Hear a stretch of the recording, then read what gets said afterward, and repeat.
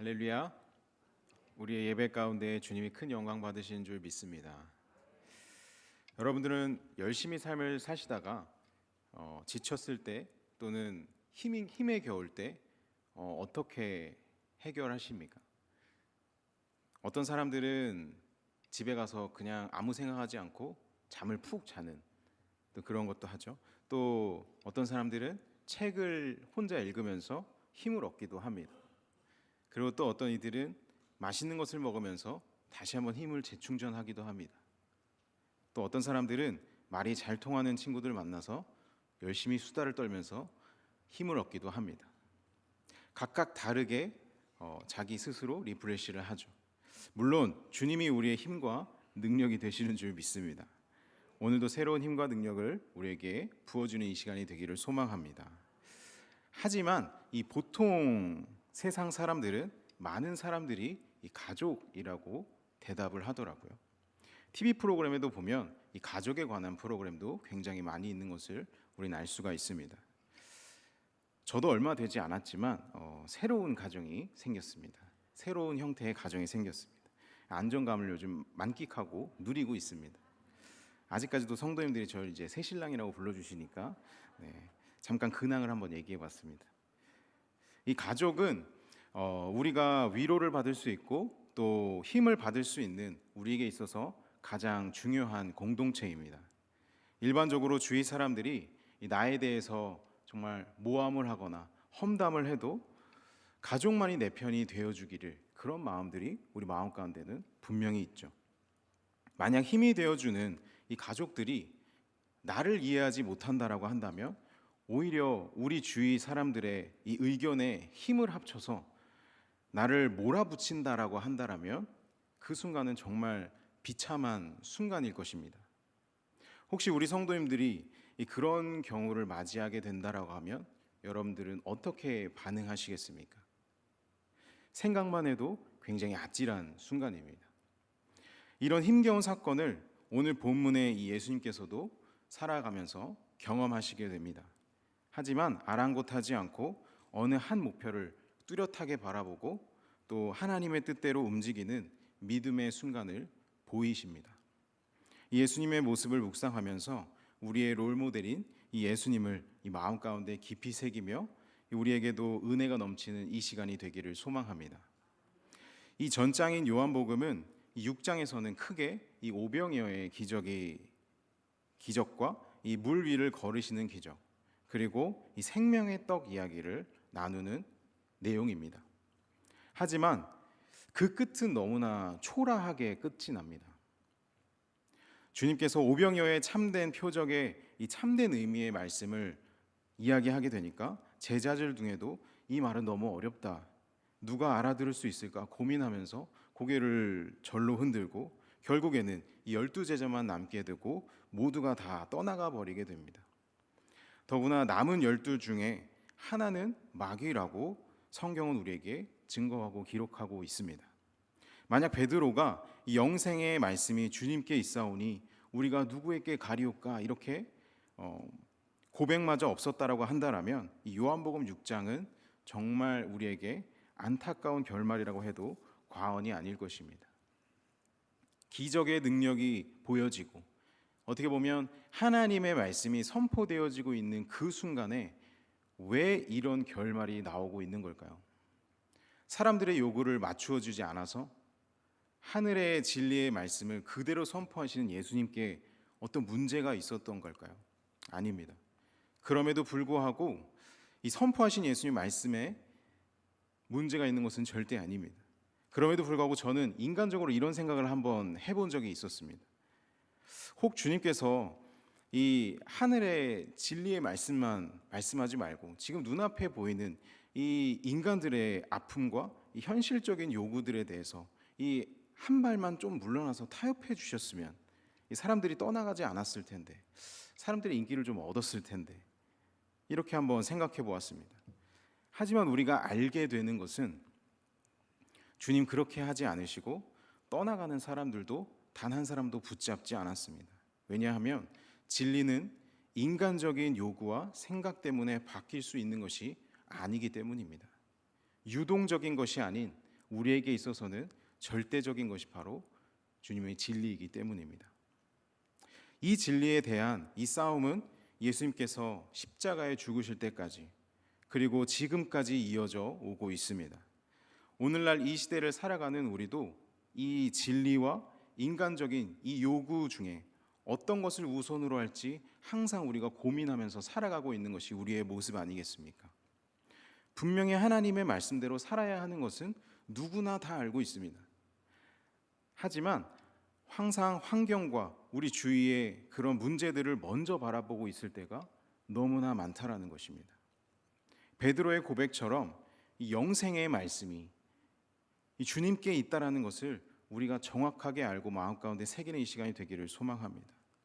오직 주님 앞에 나아가는 정말 주님의 말씀대로 살아가는 우리 모든 성도님들 되기를 소망합니다. 오늘 말씀 1절을 같이 한번 보겠습니다. 우리 오늘 말씀 1절에 이렇게 이야기합니다. 그 후에 예수께서 갈릴리에서 다니시고 유대에서 다니려 아니하심은 유대인들이 죽이려 함이로라. 아멘. 여기에 그 후에라는 것은 이 많은 제자들이 떠나간 이후에 이 12 제자들만 남아있는 상태입니다. 그리고 12 제자 중에 한 명이 마귀였다라는 안타까운 결과를 지금 받은 그 이후의 시간을 얘기하고 있는 것입니다. 이번 주 우리가 이제 계속 묵상하고 있는 이 큐티로 묵상하고 있는 요한복음의 6장의 배경은 6월절의 배경입니다. 그런데 오늘 본문의 7장은 초막절을 배경으로 하고 있습니다. 그러니 6장과 7장 사이에는 약 반년의 시간이 지났음을 우리가 알 수 있는 것입니다. 어쨌든 그 기간 동안 예수님은 이 유대 지역의 예루살렘이 아니라 이 보통 주로 갈릴리 지역에서 사역을 하셨다라는 것입니다. 그리고 그 이유가 유대인들이 죽이려 함이라고 1절은 분명하게 우리에게 이야기하고 있습니다.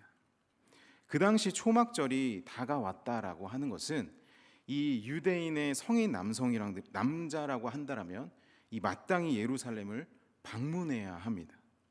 방문해야 할 때임을 알려주고 있습니다. 그만큼 그 당시에서 엄청나게 큰 명절입니다. 이 명절이 시작되니까 이 예수님을 떠나간 제자들과 똑같은 마음을 가진 형제들이 등장하게 됩니다. 이 마태복음 13장을 보면 예수님의 형제들의 이름을 야고보, 요셉, 시몬, 유다라고 기록하고 있습니다. 그리고 누이들도 있었다라고 얘기합니다. 즉 2명 이상의 누이들이 있었다라는 거죠. 그런데 이 형제들도 예수님을 떠난 제자들과 같은 가치관으로 예수님께 권고하고 있는 것이 오늘의 내용입니다. 이들은 예수님이 그 많은 표적을 행할 수 있는 능력을 가지고 그 엄청난 능력을 가지고 있음에도 불구하고 갈릴리 총구석에 이 머물러 있는 것이 그들에게 있어서는 굉장히 답답한 겁니다. 너무나 불편한 지금 사실을 얘기하고 있는 겁니다. 예수님 역시 예루살렘으로 올라가실 것을 형제들은 예상했었습니다. 그래서 예수님의 형제들은 이 예수님께 갈릴리 총구석에 있지 말고 지금 유대 지역으로 올라가라라고 지금 권고하고 있는 겁니다. 이들이 예수님을 향해 유대로 올라갈 것을 요청하는 것은 이 유대인 성인으로서 이 의무를 지키라고 이야기하는 그런 고차원적인 문제가 아닙니다. 오늘 4절에 이렇게 증거합니다. 스스로 나타나기를 구하면서 묻혀서 일하는 사람이 없나니 이 일을 행하려 하거든 자신을 세상에 나타내소서 하니. 형제들의 눈에 비친 예수님은 이 4절에서 이야기하는 것처럼 스스로 나타나기를 구하는 사람이라는 것입니다. 즉 세상 영광을 추구하는 사람 정도로만 본 것입니다. 메시아로까지는 보지 못하고 이렇게까지만 본 것입니다. 아마도 그들은 이 오병이어의 기적을 인하여서 무리들이 이 예수님을 왕으로 삼고자 했던 이 소식도 아마 듣게 되었을 것입니다. 따라서 예수님이 이 초막절과 같이 사람들이 많이 몰려드는 그 시기에 이스라엘의 중심지인 이 예루살렘에 가서 갈릴리에서 행한 능력을 다시 한번 보이기를 원하고 있는 겁니다. 사람들의 폭발적인 관심을 끌을 수 있을 거라고 기대하고 있는 것입니다. 사람들의 주목을 받지 못하는 이 촌동네에서 썩기에는 너무나 아깝다라는 생각을 하고 있는 것이죠. 큰 도시에 가서 더 많은 사람들에게 실력을 인정받을 수 있고 더 많은 제자들을 키울 수 있을 것 같은 인간적인 생각이 훨씬 더 먼저 들고 있는 것입니다. 그러나 그들은 5절에 나와 있는 말씀처럼 형제들이라도 예수를 믿지 않고 있었다라는 것입니다. 예수님을 그들의 신앙의 대상으로, 이 신앙 고백의 대상으로 인정하지 못하고 있는 것을 지금 보여주고 있는 내용입니다. 또 유대인들처럼 예수님의 능력을 어떻게 보면 시험하려고 하는 이 불신앙적인 동기가 그 배후에 섞여 있는지도 모릅니다. 예수님을 통해서 자신들 또한 이 세상의 영광을 얻기 위한 이기적인 목적이 있었다라는 것을 어떻게 보면 드러내고 있는 내용인 것이죠. 예수님의 동생들은 어떻게 보면 꽤 오랫동안, 적어도 20년 동안은 예수와 함께 성장하는 가운데 정말 한 지붕 아래에서 같이 살면서 자기의 형을 바라보면서 컸을 것입니다. 예수님을 어느 누구보다도 잘 안다라고 하는 이 사실이 도리어 예수님을 메시아로 인정하지 못하게 만들었던 것이죠. 한 집에서 먹고 자라면서 알고 지냈던 그 형이 예수를 온 유대인들이 기대하던 이 메시아와 연결시킨다라는 것은 그들에게 있어서 한계였던 것입니다. 예수님의 동생들은 예수님을 세상적인 눈으로만 바라보았습니다. 영적인 눈으로는 전혀 바라보지 못했다는 것입니다. 이러한 내용을 기록하고 있는 것은 이들이 마리아의 배에서 태어난 예수님의 직계 형제들조차도 예수님과 같은 생각을 하지 못했다라는 것을 절실하게 우리에게 보여주고 있는 내용입니다. 이들은 우리도 예수님처럼 하나님과 엄청 가까웠으면 좋겠다라는 생각을 했으면 너무 좋았을 텐데, 저 능력으로 이 세상에서의 삶을 바꾸는데 정말 더 큰 도움이 되었으면 좋겠다라고 생각하고 있었습니다. 저자인 요한은 이 5절에서 이러한 모습을 보고 지금 이는 그 형제들까지도 예수를 믿지 아니함이로라 이렇게 지금 이야기하고 있는 것입니다. 지금 너무나 억장이 무너지는 상황 아니겠습니까? 이 인성의 예수님께서는 분명 마음이 아팠을 것입니다. 나와 가장 가까운 가족이지만 믿지 않고 이제 사지로 내몰고 있으니까. 그런데 예수님께서는 어떤 흔들림 하나 보여지지 않습니다. 어떤 미동 하나 없으신 모습으로 예수님께서는 꿋꿋하게 그 길을 걸어가십니다. 예수님은 결단코 단 한 번도 자신의 영광을 위해서 산 적이 없으셨습니다. 예수님은 결단코 단 한 번도 자신의 영광을 구한 적도 없습니다. 그러나 스스로 영광을 구하지 않았어도 영광이 되시는 분이십니다. 예수님은 결코 자신을 세상에 나타내기를 좋아하시는 분이 아니셨습니다. 도리어 세상적인 영광을 지금 거절하고 있는 것이죠. 예수님의 관심은 오직 하나님을 영화롭게 하는 그분의 뜻을 이루어 드리는 것에 지금 초점이 맞춰져 있는 것입니다. 그런데 예수님의 육신의 형제들은 이런 주님의 뜻을 전혀 알지 못하고 있는 것이죠. 그리고 이렇게 세상에 자신을 드러내라고 말하면서 지금 예수님을 내몰고 있는 것이죠. 가장 가까운 형제가 자신을 몰라주고 있는 이 어려운 이 순간 속에서도 예수님의 관심은 오로지 하나님의 영광만을, 하나님의 계획하신 그 사역만을 바라보고 앞으로 나아가고 있다라는 것입니다. 여러분, 우리는 무엇을 바라보고 살아가고 있습니까? 우리에게 우리의 영광이 아니라 하나님의 영광이 역시나 우선이어야 되는 줄 믿습니다. 예수님처럼 무엇을 하든 어떤 일을 하든 어디에 있든 우리가 구할 것은 나를 드러내는 것이 아니라 하나님의 영광을 드러내며 살아가는 우리의 삶인 줄 믿습니다. 여러분, 사람을 의식하면 힘겹습니다. 사람을 의식하면 우리는 시험에 들게 됩니다. 주의를 의식하면 이 자신의 영광을 구할 수밖에 없는 것입니다. 우리는 내 뜻보다 하나님의 뜻을, 내 영광보다는 하나님의 영광을 구하면서 살아가야 합니다. 우리 모든 성도님들은 이 내 뜻보다도 주님의 뜻에 초점을 맞추고 주님의 영광만을 위해서 살아가는 우리 모두가 되기를 소망합니다.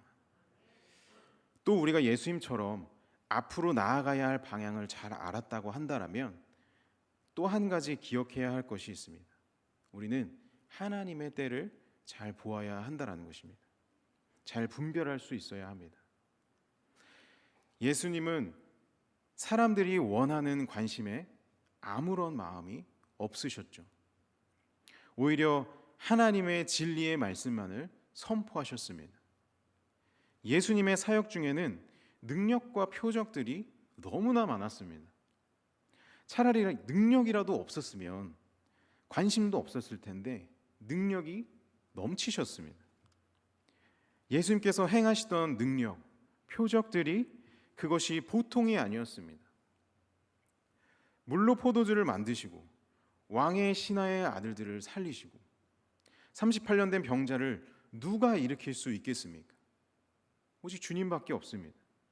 그리고 어린아이의 도시락 하나로 남자만 5,000명 이상을 먹이시고 또 물 위를 걸으신 능력이 어찌 우리의 능력과 비교할 수 있겠습니까? 능력 그 자체이셨습니다. 격이 다른 능력이었습니다. 그런데 그런 능력으로 예수님께서 오늘 말씀의 1절처럼 이 유대인들이 죽이려고 해서 유대 땅으로 가지 않았던 걸까요? 무서워서 안 갔던 걸까요? 정말로 죽음이 두려워서 유대 땅으로 안 간 것이 아닙니다. 형제들이 자신을 드러내라는 그 말에도 아랑곳하지 않고 꿋꿋하게 기다리며 때를 바라보고 기다리고 계셨다라는 겁니다. 오늘 말씀 6절과 8절 있습니다. 오늘 6절과 8절 말씀 같이 한번 보겠습니다. 예수께서 이르시되 내 때는 아직 이르지 아니하였거니와 너희 때는 늘 준비되어 있느니라. 8절입니다. 너희는 명절에 올라가라. 내 때가 아직 차지 못하였으니 나는 이 명절에 아직 올라가지 아니하노라. 아멘. 여기 명절은 이미 말씀드린 초막절입니다. 그리고 초막절은 유대인들이 예루살렘에 무조건 올라가야 할 절기가 맞습니다. 그런데 그 달에 예루살렘에 올라가면 예수님은 다시 유대 사람들과 유대인들과 맞서게 될 것입니다. 그리고 유대인들 중에 어떤 사람들은 예수님을 죽이려고 할 것입니다. 우리가 복음서를 통해서 이미 알고 있는 것처럼 결국에 예수님은 예루살렘에서 죽으셔야 합니다. 하지만 아직은 그 때가 아닌 것입니다. 그래서 주님은 내 때가 아직 차지 아니하였으니 나는 명절에 올라가지 않겠다라고 지금 이야기하고 계신 것입니다. 그런데 10절에 보면 그 형제들이 명절에 올라간 후에 자기도 올라가시되 나타내지 않고 은밀히 가시니라라고 성경은 증거합니다. 명절에 올라가지 않겠다라고 분명히 말씀하신 예수님, 며칠 후에 명절에 은밀하게 예루살렘으로 올라가십니다. 예수님은 왜 이런 행동을 하셨을까요? 일찍 잡혀 죽는 게 무서우셨을까요? 아닙니다. 예수님은 시기를 기다리고 있으셨던 것입니다. 여러분, 우리의 시기는 어떻습니까? 우리는 눈앞의 것들에 어떻게 보면 무섭고 긴박하여서 하나님이 일하시는 때와는 전혀 상관없이 움직이고 그렇게 내 뜻대로 움직이고 있지는 않으십니까? 예수님께서는 형제들의 말에 대해 내 때는 아직이다라고 말씀하셨습니다. 여기서 내 때는 곧 주님의 때는 주님께서 고난받으실 때를 말하고 계신 것입니다. 구체적으로는 고난받으시기 위해 예루살렘으로 올라가실 때가 아직은 아니라는 것입니다. 예수님은 시기 또한 내 마음대로 움직이는 시기가 아니라 하나님의 뜻에 따라서 움직이고 계시다라는 것입니다. 예수님께서 너희 때는 늘 항상 준비되어 있다라고 말씀합니다. 너희들은 나를 믿지 않는, 너희들은 언제든지 너희들이 원하는 대로 할 수 있, 때가 준비되어 있다라고 얘기하는 겁니다. 즉 믿지 않는 자들은 자신이 원하는 그 시간이 그 자신의 때가 아무렇게나 움직일 수 있는 때라는 것을 얘기하는 것입니다. 그들은 하나님의 때에는 전혀 관심이 없고 상관도 없습니다. 그러니 언제든지 내가 가고 싶으면 그게 내 때인 것이죠. 혹시 우리는 이렇게 움직이고 있지는 않으십니까? 하나님이 일하시려고 하시는 그 과정 가운데에 내 마음대로 움직이고 있지는 않으십니까? 우리는 점검해 보아야 할 필요가 우리에게 있는 것입니다. 예수님께서는 앞으로 가는 길의 모든 일을 온전히 하나님의 이 구속에 따라 구속의 때에 맞춰 한 걸음 한 걸음 가시는 분이시라는 것입니다. 이 말을 다시 말해 늘 언제나 하나님의 뜻을 따라 움직였고 그분의 이끄심을 따라 행했다는 것입니다. 또 이 말은 성령의 이끌림을 받으셨다라는 말이기도 합니다. 우리에게 많은 때가 있습니다. 우리에게 많은 시기가 있습니다. 세상 사람들처럼 똑같이 흘러가는 우리에겐 양적인 시간도 있습니다. 또한 그와 반대되는 하나님의 때가 차는 질적인 시간도 우리에게는 주어지게 됩니다. 예수님은 나중에 은밀하게 이 예루살렘에 올라가시는 행동은 하나님의 때와 관련이 있는 것입니다. 예수님의 행하시는 기적에도 때라는 것이 분명하게 존재했습니다. 그냥 사람들이 모여 있으니까 내가 그리스도라는 것을 보여줘야겠다, 이렇게 기적을 그냥 아무렇게나 일으키는 분이 아니십니다. 물을 포도주로 만드시는 그 첫 번째 표적에도 때가 있으셨습니다. 요한복음 2장 4절에 이렇게 고백합니다. 예수께서 이르시되 여자여 나와 무슨 상관이 있나이까? 내 때가 아직 이르지 아니하였나이다. 예수님께서는 분명한 때에, 하나님의 때에 그 기적을 일으키셨습니다. 이 말씀은 어머니 마리아의 부탁에 혼인잔치에서 이 기적을 행할 수 없음을 단호하게 말하고 있는 것입니다. 결국에는 가장 적절한 타이밍에 물로 포도주를 만드시는 기적을 행하셨습니다. 그렇습니다. 오늘 본문에도 이와 똑같은 것입니다. 성도 여러분, 우리가 여기서 분명하게 알아야 할 것은 하나님의 뜻, 하나님의 때에 예수님은 아주 섬세하고 민감하게 반응하셨다라는 것입니다. 하나님은 자신의 때에 맞추어 일하시는 분이십니다. 예수님께서 하나님의 때에 움직이셨다라는 것입니다. 유대인들 중에 예수를 죽이려는 자들도 작당을 꾸미고 있었을 것입니다. 요한복음 7장 30절에 이렇게 얘기합니다. 그들이 예수를 잡고자 하나 손을 대는 자가 하나도 없으니 이는 그의 때가 아직 이르지 아니하였습니다. 요한복음 7장 44절도 말합니다. 그 중에는 그를 잡고자 하는 자들도 있으나 손을 대는 자가 없었더라. 역시 하나님이 허락하시지 않으시면 그 일은 일어나지 않습니다. 하나님은 철저하게 틀린 타이밍이 하나도 없이 정확하게 하나님의 때에 일하시는 분이십니다. 예수님 역시 하나님께서 민감하게 반응하는 믿음을 보이시고 계셨다라는 것입니다. 어떻게 보면 굉장히 수동적이어 보이고 자기 주도적이지 않아 보일 때도 있습니다. 하지만 이렇게 살아가는 삶이야말로 참된 믿음의 삶인 줄 믿습니다. 하나님이 나의 주인이십니다라는 이 주권을 인정하는 참된 모습인 것이죠. 사랑하는 우리 대길교회 성도 여러분, 우리도 하나님 앞에 민감하게 반응하면서 살아가야 하지 않겠습니까? 어떤 상황에서도 나를 향하신 이 주님의 말씀에 집중하며 살아가야 하지 않겠습니까? 그 말씀에 순종함으로 나아가면 우리를 향하신 하나님의 말씀을 깨닫게 되는 줄 믿습니다. 그리고 하나님께 믿음으로 기도하며 나아가면 우리가 하나님의 때를 알게 되고 그 하나님의 뜻에 순종할 수밖에 없는 그 힘이 우리에게 주어지는 줄 믿습니다. 사람들은 채워져야 될 인생의 시간들을 자기의 재량 것으로 채우려고 합니다. 스스로 말하고 행동함으로써 자기로부터 나오는 이 사건들을 인생을 채우려고 합니다. 내 안에서 나온 것들로 말하고 행동하고 결정하는 것, 뭔가 소신 있어 보이고 멋있어 보입니다. 그러나 그것은 올바른 것이 아닙니다. 내가 써내려가는 인생이야말로 예수님이 말씀하신 악함의 증거인 것입니다. 내 인생 내가 사는 것은 족보 없는 말이고 행동일 뿐입니다. 우리는 성령님이 이끄시는 대로 한 걸음 한 걸음 따라 살아가야 하는 줄 믿습니다. 주님 없이는 스스로 살 수 없을 때, 그때가 바로 하나님의 때에 맞춰 살아가는 진정한 하나님의 말씀에 순종하는 성도의 모습인 줄 믿습니다. 우리에게 앞으로 일어날 일들은 하나님의 계획 속에 다 있습니다. 내가 그 일들을 정확하게 맞추려고 애쓰고 타이밍을 재고 걱정하는 것, 그 방법이 아닙니다. 그것은 잘못된 것입니다. 그럴수록 우리는 하나님께 우리의 초점을 맞추며 살아가야 하는 줄 믿습니다.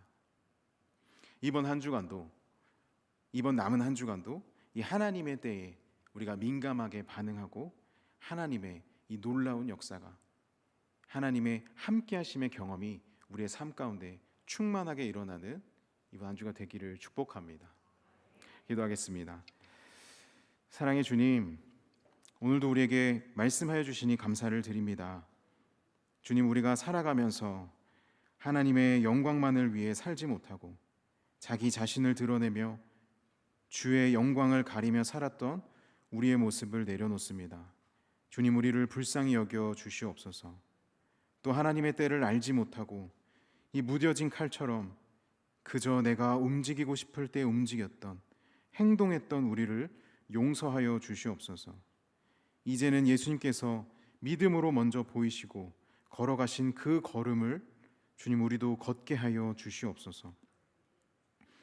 예수님께서 하나님의 뜻만을 바라보고 행동했던 것처럼 우리도 하나님의 뜻을 먼저 기억하게 하시고 우리의 여건과 우리의 환경을 바라보지 않고 믿음으로 담대하게 나아가게 하여 주시옵소서. 또 내 생각을 내려놓고 하나님보다 먼저 앞서지 않도록 하나님의 때를 기억하게 하여 주시옵소서. 남은 한 주간의 삶도 주의 주권을 인정하고 온전하게 주님께 맡겨드리오며 우리를 사랑하실 때 끝까지 사랑하신 예수 그리스도의 이름으로 기도합니다. 아멘.